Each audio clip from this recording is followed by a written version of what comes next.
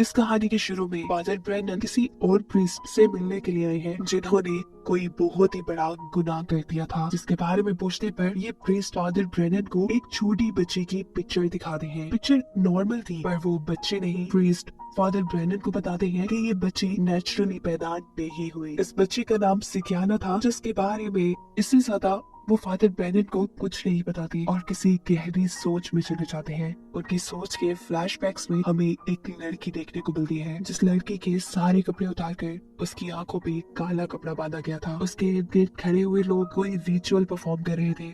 लड़की बहुत ज्यादा डरी हुई थी। अचानक उसे अपने पास से किसी के हुर्राने की आवाज आती है और सीन यहीं से कट होकर हमें दोबारा प्रीस्ट को दिखाया जाता है, जो सिकाना नामी लड़की के बारे में फादर ब्रेनन को अभी कुछ बताने ही वाले थे कि अचानक उनके पीछे लगा एक पोल टूटकर एक मिरर से टकराता है और वही पोल उनके सर पे लग के उनके सर के 2 हिस्से हो जाते हैं, जिससे उनकी मौत हो जाती है। इसके कई सालों बाद हमें 1971 में रोम का सीन दिखाया जाता है। इस वक्त रोम के लोग सिविल राइट्स के लिए प्रोटेस्ट कर रहे थे और इसी टाइम में मार्गरेट नामी सिस्टर अमेरिका से रोम आती है, जहां उन्हें अपने नन बनने की ओथ्स लेनी थी। यानी सबके सामने प्रॉमिस करना था कि वो अब अपनी जिंदगी एक नन बनकर गुजारेंगी। मार्गरेट को लेने के लिए ऑर्फनेज के 2 प्रीस्ट आते हैं, जिनमें से एक का नाम कार्डिनल लॉरेंस था। वो अब रिटायर हो चुके थे, लेकिन फिर भी वो मार्गरेट को रिसीव करने में ऐसा कुछ थे जैसे उनकी अपनी बेटी अमेरिका से वापस आई हो। अब वो ऑर्फनेज आ जाती है, जहाँ वो नोटिस करती है कि इस ऑर्फनेज में ज्यादातर लड़कियां ही रहती हैं। उसे यहाँ पर 2 सिस्टर्स से मिलवाया जाता है, जो उसे जब ऑर्फनेज का विजिट करवाते हुए उसके कमरे में ले जा रही होती है, तब उसे मिलती है एक कार्लेटा नाम की लड़की। ये लड़की दिखने में ही काफी अजीब थी, जैसे उसकी दिमागी हालत ठीक न हो। वो यहाँ पर बैठी हुई ड्राउने स्केचेस बना रही थी, जिसमें से एक स्केच पर मार्गरेट देखती है कि उसने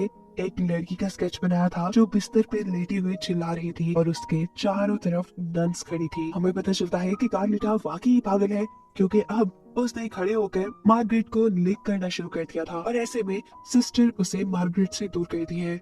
मार्गरेट अपने रूम में आती है और अपने रूममेट से मिलती है। बात तो वो भी एक नन ही रही थी, लेकिन वो चुपके चुपके सारे काम करती थी, यानी पार्टीज में जाती थी और अपनी जिंदगी एंजॉय करती थी। दिन गुजरते रहते हैं। मार्गरेट यहाँ ऑर्फनेज में अपना दिल लगाने की कोशिश कर रही थी, लेकिन हर गुजरते दिन उसके साथ कुछ अजीब होता था। उसे इस ऑर्फनेज में अजीबोगरीब वियंस आते थे, यहाँ तक कि उसे ऑर्फनेज में कुछ भूतिया चीजें भी दिखाई देती हैं, जिसे वो इग्नोर कर देती है। मार्गरेट यहाँ पर रहते हुए यहाँ के तौर तरीकों के साथ साथ यहाँ की लोकल लैंग्वेज भी सीखने की कोशिश करती है। वो यहाँ के बच्चों से काफी अटैच हो जाती है, लेकिन नोटिस करती है कि कार्लेटा, वो बच्ची जिससे वो पहले दिन मिली थी, वो आम बच्चियों के साथ घुल मिलकर नहीं रहती। उसे ऑर्फनेज वाले जबरदस्ती उसके रूम में बंद करके रखते थे और इसके पीछे रीजन ये थी कि उसको कुछ बुरे ख्याल, कुछ बुरे वियंस आते हैं और उसको इलाज के लिए ही सबसे दूर रखा जाता है। ये तो बात पहले दिन मार्गरेट ने भी नोटिस की थी। मार्गरेट को ये सारी बातें कार्लेटा की क्लास फेलोज बता रही थी। मार्गरेट इस बात पे हैरान थी कि कार्लेटा सिर्फ 12 साल की होने के बावजूद भी इन आम छोटी बच्चियों जैसे नहीं दिखती थी, बल्कि वो एक बड़ी अडल्ट लड़की थी। फिर अब रात हो जाती है और मार्गरेट अपने रूम में आ जाती है। वो देखती है कि उसकी रूममेट किसी पार्टी में जाने की तैयारी कर रही थी। वो मार्गरेट को भी अपने साथ पार्टी में चलने के लिए फोर्स करती है और उसे पार्टी वाले ड्रेसेस पहना कर वो उसे अपने साथ पार्टी में ले आती है। यहाँ ये लोग काफी मजे करते हैं। यहाँ पहली मरतबा मार्गरेट लाइफ में ड्रिंक भी कर लेती है और नशे में धुत होने के बाद वो एक लड़के के साथ डांस करती है। डांस करते करते वो उस लड़के को लिक करने की, यानी उसके मुंह पे जुबान लगाने की कोशिश करती है, बिल्कुल ऐसे ही जैसे कार्लेटा ने उसके मुंह पे लगाई थी। और ऐसा करने के बाद वो बेहोश हो जाती है और जब उसे होश आया तो वो अपने बेड पे थी। वो परेशान थी कि न जाने रात में क्या हो गया, लेकिन उसके रूममेट उसे कहते हैं परेशान नहीं हो, रात में ऐसा कुछ गलत नहीं हुआ जिसकी वजह से तुम्हें परेशान होना चाहिए। उसे रात के बारे में कुछ भी याद नहीं था, लेकिन फिर भी उसे अच्छी वाइब्स नहीं आ रही थी और इस सब का कसूरवार वो अपने आप को ही ठहरा रही थी कि एटलीस्ट उसे ड्रिंक नहीं करना चाहिए था और अपने इन गुनाहों की वजह से वो गॉड से माफी भी मांगती है। फिर इसके बाद जब वो ऑर्फनेज से बाहर जाती है तो यहाँ पे उससे मिलने के लिए आते हैं फादर ब्रेनन, जिसे हमने मूवी के स्टार्ट में भी देखा था। वो मार्गरेट से कहते हैं कि तुम्हें ऑर्फनेज में रहने वाले किसी भी इंसान पे भरोसा नहीं करना चाहिए और हाँ, याद रखो तुम कार्लेटा के पास तो बिल्कुल भी मत जाना। वो उससे ऑर्फनेज में किसी सिकियाना नामी लड़की के बारे में भी पूछते हैं। मार्गरेट को याद आता है कि सिकियाना नामी कोई लड़की ऑर्फनेज में तो नहीं रहती, लेकिन हाँ अलबत्ता उसने कार्लेटा की ड्राइंग्स में सिकियाना नाम देखा था। फादर ब्रेनन अब उन्हें अपना एड्रेस भी देकर जाते हैं और कहते हैं कि मेरी बातें जरूर मानना, अगर कोई सवाल या मुश्किल आ जाए तो तुम मेरे पास आ सकती हो। उनकी बातों के उलट वो ऑर्फनेज में कार्लेटा के और करीब आने लग जाती है, क्योंकि उसे कार्लेटा पे तरस आने लगा था। उसने नोटिस किया था कि ऑर्फनेज की कोई नन, कोई भी लड़की कार्लेटा के साथ बात नहीं करती थी। वो हमेशा डरी सहमी और अकेली कमरे में बंद रहती थी। बातों ही बातों में कार्लेटा मार्गरेट को बताती है कि उसे अजीबोगरीब विजन्स आते हैं जिनसे वो डर जाती है। मार्गरेट उसे रिलैक्स करने के लिए कहती है, ये तो कोई बड़ी बात नहीं, मुझे भी बचपन में बहुत ही डरावने विजन्स आते थे, फिर वक्त के साथ वो खत्म हो गए, ये नॉर्मल होता है। मार्गरेट की इन बातों से कार्लेटा को भी हौसला मिलता है। अभी वो यही बातें कर रहे थे कि अचानक उन्हें ऑर्फनेज में किसी के चिल्लाने की आवाज आती है। मार्गरेट जब वहाँ जाकर देखती है तो कोई लड़की बच्चे को बर्थ दे रही थी, लेकिन मार्गरेट को ऐसा नजर आ रहा था कि जैसे उसके पेट में से किसी डीमन का हाथ बाहर निकल रहा है, और ये देखकर वो इतना डर जाती है कि बेहोश हो जाती है। मार्गरेट को ये भी बात सताने लगी थी कि अगर इस ऑर्फनेज में सभी लड़कियां ही रहती थी और कोई भी मैरिड नहीं था, तो इन पैदा होने वाले बच्चों का बाप कौन था। वो इन सारी चीजों से घबराई हुई प्रीस्ट के पास जाती है, जिनका नाम कार्डिनल लॉरेंस है। वो उसे समझाती है कि तुमने पहली मरतबा ऐसा कुछ होते देखा है, शायद इसी वजह से तुम घबरा गई हो। इसके बाद वो ऑर्फनेज के गार्डन में आ जाती है, जहाँ नन्स के साथ सारे बच्चे एंजॉय कर रहे थे। अजीब बात ये थी कि यहाँ पर नन्स और बच्चे बड़ी आराम से सिगरेट पी रहे थे और कोई भी उसे रोक नहीं रहा था। वो देखती है कि यहाँ पर कार्लेटा से कोई नन सीक्रेट बातें कर रही है और उसे एक ड्राइंग भी दिखा रही है। मार्गरेट फौरन कार्लेटा के पास जाती है और उसके हाथ में रखी ड्राइंग देख लेती है, जिसमें एक लड़की की तस्वीर बनी थी और उसके पेट में एक बच्चा था। उसके चारों तरफ नन्स खड़ी थी। वो यहाँ सिस्टर से कहती है कि आपको ये कार्लेटा को नहीं दिखानी चाहिए, वो बच्ची है, उसके जहन पे इन चीजों का बुरा असर पड़ेगा। वो सिस्टर से ये बातें कर रही थी जब अचानक सिस्टर उसका चेहरा पकड़कर उसे किस कह देती है। ऐसा करते हुए कोई उन्हें नोटिस नहीं करता, जिसके बाद वो किस करने वाली सिस्टर ऑर्फनेज के छत पे चली जाती है और अपने ऊपर पेट्रोल डाल देती है। वो बड़ी क्रीपी अंदाज में हंसते हुए मार्गरेट और कार्लेटा को देख रही थी। वो उन दोनों से कहती है कि ये सब आपके लिए है, जिसके बाद वो अपने आप को आग लगाकर फांसी पे चढ़ जाती है और मर जाती है। पूरे ऑर्फनेज में हंगामा हो जाता है, यहाँ तक कि कार्लेटा और मार्गरेट की तो ये देख के हालत ही बुरी हो चुकी थी। इस ऑर्फनेज में इतनी ज्यादा अजीब चीजें देखने के बाद मार्गरेट को याद आते हैं फादर ब्रेनन, जिन्होंने उसे इस ऑर्फनेज में संभल के रहने को कहा था। वो इस ऑर्फनेज की मिस्ट्री जानने के लिए फादर ब्रेनन के पास जाने का फैसला करती है, जहाँ फादर ब्रेनन मार्गरेट से कहते हैं कि मैंने तुम्हें कार्लेटा से दूर रहने के लिए इसलिए बोला था क्योंकि वो एंटी क्राइस्ट है, यानी वो जीसस क्राइस्ट को नहीं मानते, वो हमारे मजहब के लिए खतरा है। वो ऑर्फनेज और ऑर्फनेज से जुड़ी चर्च के लोग काफी अरसे से सेकुलरिज्म करते आ रहे हैं, यानी क्रिश्चियनिटी को, उनके मजहब को खत्म करने का काम करते आ रहे हैं, और ये दुनिया के लिए एक बहुत बड़ा खतरा है। फादर ब्रेनन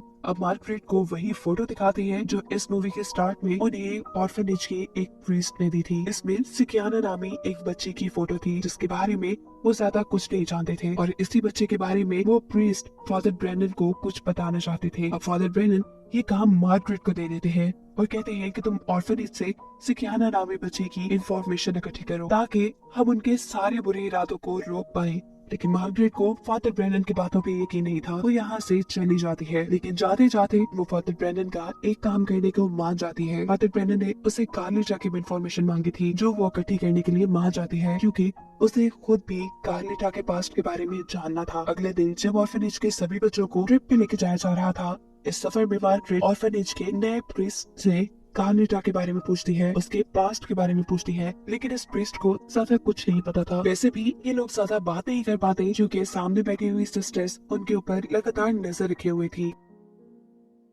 जब ये लोग वापस ऑर्फनेज आते हैं तो मार्गरेट कार्लेटा से उसके बचपन के बारे में पूछने की कोशिश करती है, लेकिन कार्लेटा उससे डर कर एक रूम में चली जाती है। जैसे ही मार्गरेट उसका पीछा करती है तो देखती है कि कार्लेटा के पास उसी सिस्टर की सोल या भूत बैठा था, जिसने इन दोनों के सामने सुसाइड की थी, और इसे देखकर वो बहुत ही ज्यादा डर जाती है। उसके जोर से चीख मारने पर यहाँ दूसरी सिस्टर आती है और उसे यहाँ से ले जाती है। रोम में इस टाइम सिविल राइट्स के ऊपर लड़ाई जोरों शोर पे थी, बाहर हंगामे हो रहे थे, जगह जगह आग लगी थी, और फिर इससे बाहर निकलना मार्गरेट का खतरे से खाली नहीं हो सकता था। लेकिन वो यहाँ पे भी नहीं रहना चाहती थी। वो ऑर्फनेज से बाहर निकल आती है और यहाँ उसे फील होता है कि कोई उसे पीछे से जकड़ रहा है, लेकिन हमें यहाँ कोई नजर नहीं आ रहा। जो कोई भी उसे पीछे से जकड़ रहा था उसे सिर्फ ऑर्फनेज में खड़ी हुई नन ही महसूस कर सकती थी। अब यही सिस्टर्स की एक मीटिंग बुलाती है और यहाँ पे वो मार्गरेट को कहती है कि तुम्हें ये ऑर्फनेज छोड़ देना चाहिए, तुम आइंदा के बाद कभी भी कार्लिटा के पास नजर आओ,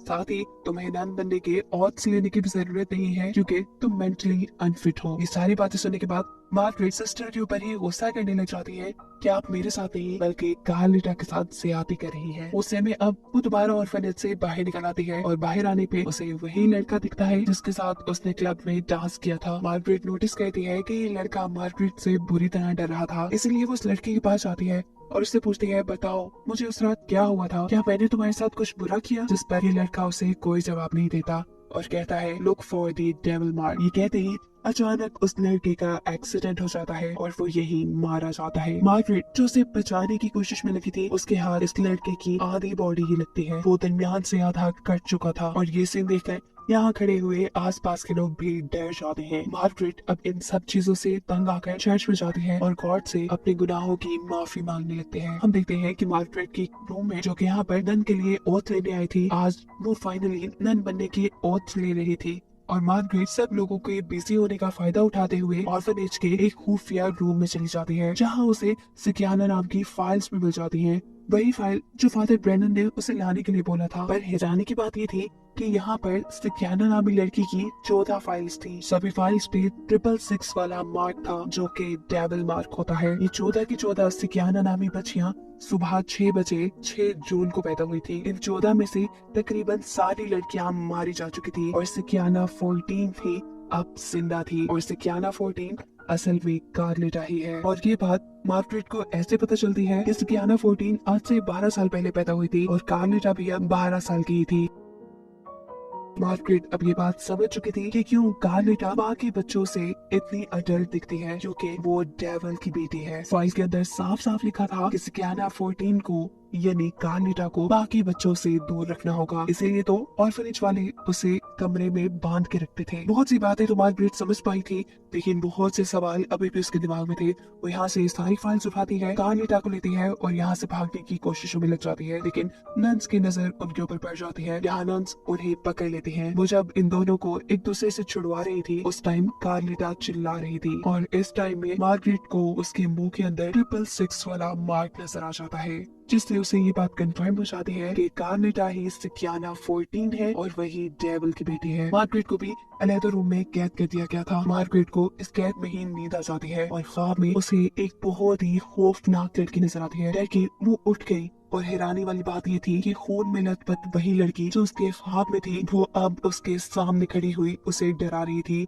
मार्गरेट जोर से चिल्लाती है। मार्गरेट की चीखें सुनकर यहाँ चर्च के प्रीस्ट उसके पास आते हैं, उसे रिलैक्स करते हैं और उसकी हालत को देखकर उसे फादर ब्रेनन के पास ले जाने का फैसला करते हैं, क्योंकि फादर ब्रेनन ने इन प्रीस्ट को भी इस ऑर्फनेज और इस चर्च की सच्चाई बताने की कोशिश की थी, लेकिन मार्गरेट की तरह इन प्रीस्ट को भी फादर ब्रेनन की सेकुलरिज्म वाली बातों पे यकीन नहीं आया था। लेकिन अब इन सारी चीजों को देखते हुए उन्हें फादर ब्रेनन की बातें सच्ची लग रही थी, इसीलिए वो मार्गरेट और सिकियाना नामी सभी फाइल को लेकर फादर ब्रेनन के पास आ जाते हैं। यहाँ आकर मार्गरेटा फादर ब्रेनन को बताती है कि आपने तो कहा था कि डेविल के निशान लड़कियों की बॉडी पे होते हैं, लेकिन कार्लिटा के तो मुंह के अंदर 666 वाला निशान था। और फादर ब्रेनन को मूवी के स्टार्ट में दिखाए जाने वाले प्रीस्ट ने जो एक सिकियाना नामी बच्ची की फोटो दी थी, उसके तो जिस्म पे 666 का मार्क था। इसका मतलब कि कार्लिटा वो तस्वीर वाली बच्ची नहीं थी जिसे फादर ब्रेनन ढूंढ रहे थे, यानी एंटी क्राइस्ट कोई और लड़की है। फादर ब्रेनन अब ये बात समझ चुके थे कि उन्हें जितनी इन्फॉर्मेशन दी गई थी वो आधी अधूरी थी। डेविल के कल्ट के लोगों ने उनके साथ चालाकी की थी। ये लोग दोबारा फाइल्स को चेक करते हैं और देखते हैं कि सिकियाना 5 वाली फाइल में फोटो मिसिंग थी। फादर ब्रेनन के पास जो फोटो थी वो इस फाइल में पूरी आ जाती है और इससे फादर ब्रेनन ये पता चलाते हैं कि सिकियाना 14 यानी कार्लिटा के अलावा एक और सिकियाना भी है जो एंटी क्राइस्ट है और वो आज तक जिंदा है। उसकी डेट ऑफ बर्थ देखने पे इन्हें पता चलता है कि यही डेट ऑफ बर्थ तो मार्गरेट की भी है, यानी मार्गरेट ही असल में एंटी क्राइस्ट थी। ये बात जानते ही मार्गरेट को शौक लगता है, उसकी हालत अजीब सी हो जाती है और उसे पार्टी वाली रात के बारे में भी सब याद आ जाता है। उसे याद आता है कि वो क्लब में गई थी, उसने ड्रिंक किया और ये सब उसने खुद नहीं किया, उससे असल में करवाया गया उस ऑर्फनेज की नन्स ने मिलकर। जिसके बाद ऑर्फनेज की नन्स उसे बेहोश करके किसी अनजान जगह ले आई और उसके साथ भी वैसा ही रिचुअल किया जैसा रिचुअल कहानी के शुरू में दिखाई जाने वाली एक लड़की के साथ किया गया था।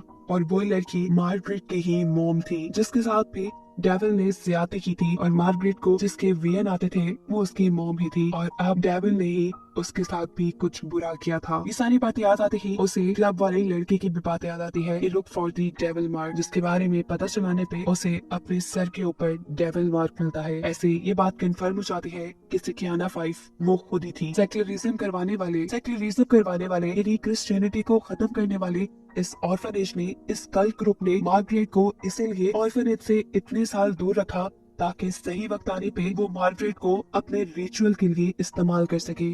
वो अब जान गई थी कि उसके पेट में डेविल का बच्चा है, वो इस बच्चे को पैदा नहीं करना चाहती थी। ये बात वो फादर ब्रेनन से कहती है और फादर ब्रेनन उसकी बात मानते हुए उसे हॉस्पिटल ले जाने का फैसला करते हैं। लेकिन रास्ते में ही ऑर्फनेज वाले उनकी गाड़ी का एक्सीडेंट करवा देते हैं। मार्गरेट दोबारा उनके कब्जे में आ जाती है, जिसे वो ऑर्फनेज ले आते हैं। ऑर्फनेज आने पर उसकी बॉडी अचानक से डिमोनिक होने लगी थी, यानी वो खुद भी एक शैतान बनने लगी थी। देखते ही देखते उसका पेट बहुत बड़ा हो जाता है। अगली सुबह 6 जून थी, यानी मार्गरेट का जो बेबी था, जो डेविल का बेबी था, वो अब पैदा होने वाला था। ये बात तो हमें पहले से ही मालूम है कि ऑर्फनेज के सभी लोग इस चीज के अंदर मिले हुए हैं।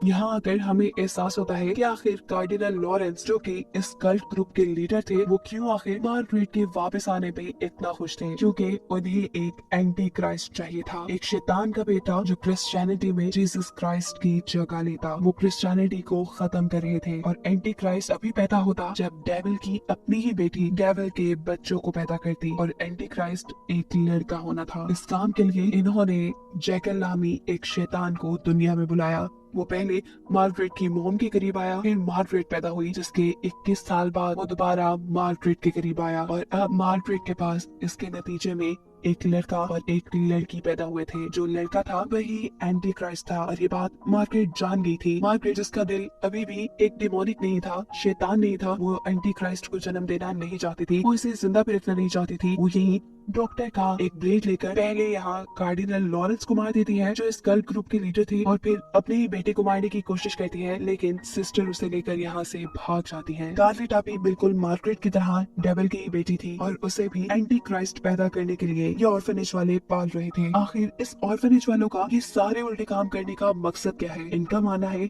कि दुनिया जीसस से दूर हो गई है, इसीलिए वो एंटी क्राइस्ट को बुलाकर सबको डराकर सबको दोबारा वापस जीसस क्राइस्ट की तरफ लेकर जाना चाहते हैं। ये कहानी ये लोग सबको सुनाते थे, लेकिन ये हकीकत नहीं थी। असल में ये लोग खुद डेविल को गॉड मानते थे, ये लोग डेविल की पूजा करते थे। यहाँ जो सिस्टर मार्गरेट के बच्चे को लेकर भागी थी, वो पीछे से मार्गरेट की रूममेट को आवाज लगाती है कि अब हमें मार्गरेट या उसकी बेटी की कोई जरूरत नहीं है, उसे यहाँ आग लगा दो। मार्गरेट की रूममेट यहाँ मार्गरेट के ऊपर छुरी से हमला करते हुए उसके ऊपर आग लगाकर यहाँ से भाग जाती है, लेकिन यहाँ उसकी जान बचाने के लिए एंट्री करती है कार्लिटा, जो मार्गरेट को अपनी बहन मानने लगी थी, क्योंकि मार्गरेट ने उसके साथ अच्छा वक्त गुजारा था। वो मार्गरेट और उसकी बेटी को यहाँ से बचाकर ले जाती है, और इसी जल्दी आग में मार्गरेट को वो शैतान भी दिखता है जिसने उसके साथ बुरा किया था। सीन कट होता है और हमें दिखाया जाता है कि सारी नन्स मीटिंग कर रही हैं। एक नन अमेरिका के एक बहुत बड़े आदमी के बारे में बता रही है, जिसके पास अब बेटा होने वाला था। इनका प्लान था कि वो उसके बेटे को किडनैप करके उनको अपना ये एंटी क्राइस्ट दे देंगी, यानी मार्गरेट का बेटा, जिससे एंटी क्राइस्ट यानी मार्गरेट का बेटा एक अच्छी फैमिली में परवरिश करेगा। प्लान के मुताबिक ये लोग इस अमीर आदमी को एंटी क्राइस्ट यानी मार्गरेट का बेटा दे देते हैं, जो कुछ टाइम गुजरने के बाद बड़ा हो जाता है। सीन कट होकर दूसरी तरफ हमें मार्गरेट, कार्लिटा और मार्गरेट की बेटी को दिखाया जाता है, जो बर्फीली जगह पे सब लोगों से दूर उनसे छुपकर जिंदगी गुजार रहे हैं। ये लोग एक हैप्पी फैमिली की तरह रह रहे थे कि आज उनके पास फादर ब्रेनन आते हैं। मार्गरेट उनके ऊपर गन तान के खड़ी हो जाती है, उनसे कहती है कि प्लीज आप यहाँ से चले जाएं। फादर कहते हैं ठीक है मैं चला जाऊंगा, मैं तुम्हें डिस्टर्ब करने नहीं आया, बस मैं तुम्हें ये बताने आया हूँ कि वो ऑर्फनेज वाले ये बात जानते हैं कि तुम लोग जिंदा हो, ऐसे तुम्हारी जानों को खतरा हो सकता है, और हाँ दूसरी बात तुम्हारा बेटा भी आज तक जिंदा है। ये बताने के बाद फादर ब्रेनन यहाँ से चले जाते हैं और ये कहानी यही खत्म हो जाती है।